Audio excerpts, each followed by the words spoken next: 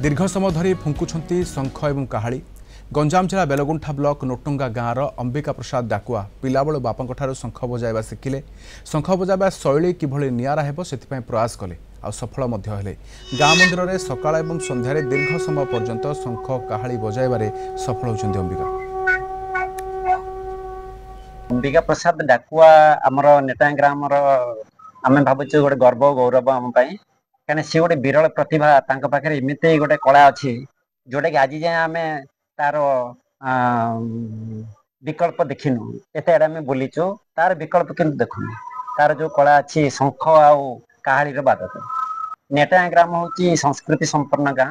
यहाँ हूँ भंजरजा जो रघुनाथ मंदिर प्रतिष्ठा होती भंजरजा शंकुआ काहालिया टहलिया पतिरी माने पूजा पंडा घंटुआ माने दुहुड़ा धरिबा डाको माने भंडारी सब समस्त नीतिकांति खंजिकी जाइछन्ति। आज्ञा आम बापा हूँ कलमी बापा ढुआके टिके शिखिली तापरे मु कई फूल नाड़ काढ़ी बंधरे 7 दिन बंधे नाभि बुड़ेकी शिखिली घंटा घंटा संख्या से उत्पत्ति मत मिलला।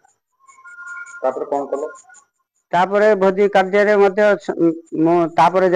घरे जाकर शंकर बजेली शंकर बजेला सिंधिया गला बाजिला तो बाजिला सब मंदिर बाड़ी चारिआडे सब बजे चलली। गवेषणा तो निश्चित रूप आवश्यक कहीं कम एटे माने गोटे निश्वास 45 मिनिट 50 मिनिट घंटाए पर्यंत शंख बजेबाटा सीटा कहवा गले लंग्स टा भी टेस्ट करिया कथा जहाँ अन्य माने किए करें कहीं शंख बादक अन्य माने बजाऊँ किंतु एते लंग टर्म समय पर्यंत कहीं बजई पारे मु देखिनी।